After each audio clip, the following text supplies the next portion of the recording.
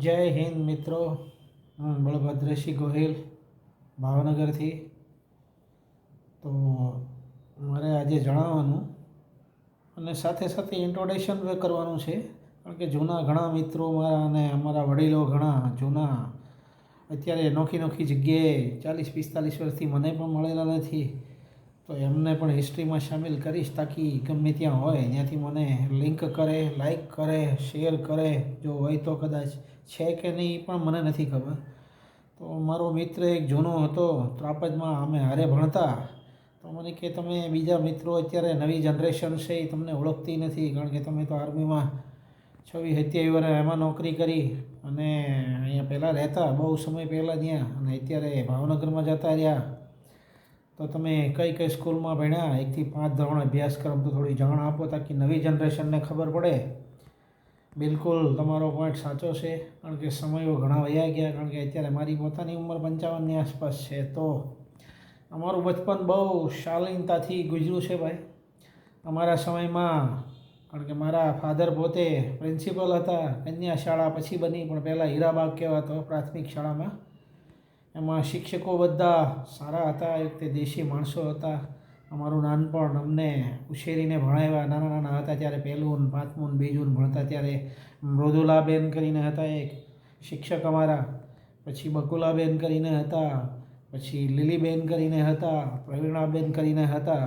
કારણ કે હું પ્રિન્સિપાલનો દીકરો એટલે બિચારા અમે નાના 5-5 વર્ષના હતા પહેલાં બીજામાં, એટલે એના ખોળામાં રમતા, નાના રમાડતા. દરરોજી લંચ બોક્સ કે જે કાંઈ જમણવાર લાવે એમને જમાડતા, અને બહુ પ્રેમથી બિચારા લાટકોટથી અમને ઉછેર્યા. ભણવાનું તો ખાલી કહેવાનું હતું, પણ અમને બહુ પ્રેમથી ભણાવ્યા. અને 1 થી 5 ધોરણ સુધી નાના નાના જ હતા, તો બહુ મહેનત કરી હતી. તો આ બધાના નામ લેવાનો મતલબ એ જ છે કે જ્યાં કાંઈ હોય ગમે ત્યાં, અત્યારે મને ખબર નથી ક્યાં છે અમારા બધા શિક્ષકો નોખા નોખા.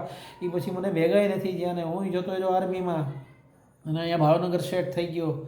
તો સ્થાયી જ્યાં પણ હોય અમારો વિડીયો જોવે તો આ લિંકમાં લાઈક કરીને મને કોન્ટેક કરે, જય હિન્દ કરે અને રામ રામ લખે, એટલે ખ્યાલ આવે કે બકુલાબેન ને પ્રવીણાબેન ને એમ મૃદુલાબેન ને બધા અમારા જૂના સ્ટાફના મિત્રો હજી છે, વડીલો બધા બુઝુર્ગો. પછી આ બાજુ હતા અમારા ભાનુભાઈ હતા, પ્રાણભાઈ હતા શિક્ષકો, વનરાજસિંહ કરીને હતા, પછી બળભદ્રસિંહ કરીને હતા. અને આગળ પછી હાઈસ્કૂલમાં ગયા હતા, નટુભાઈ રાજગુરુ હતા, ભરતભાઈ હતા, લાલજીભાઈ ઇંગ્લિશના શિક્ષક હતા.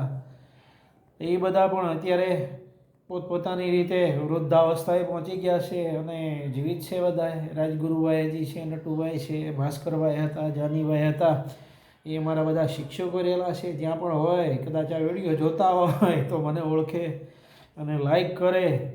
તો એ બધાને બહુ બહુ વિનંતી છે, તાકી બાને પરિચય થાય કે તમે આ સ્થળે છો અને હું જો આ છું અત્યારે આ હાલતમાં. હે ને? તો આ વિડીયો બનાવવાનો મતલબ છે લાઇઝનિંગ, કોન્ટેક્ટ અને પુરાની યાદે તાજી થાય. પ્લસ મને હજી ઘણા જૂના મિત્રો મને કહે કે તમે ત્રાપજમાં રહેતા કે નહીં, અમને ખબર નહીં. નવી જનરેશન વાત એ સાચી. તો ભાઈ જો આ ત્રાપજનું આ વિડીયોમાં વર્ણન કરું એ પ્રમાણે તમને ઓટોમેટિક ખ્યાલ આવી જાય. જો હેઠેથી આપણે લઈ વાય પાસેથી, તો ત્યાં કુરબાન શેઠની દુકાન હતી. પછી આ બાજુ કાળુભાઈની હતી સોડાની દુકાન ને પાનની દુકાન ને. એ સમયમાં તો બહુ સોંઘવારી હતી. 10 પૈસા ને 5 પૈસામાં અમે પાન ખાધેલા, એને સોડા પીધેલી.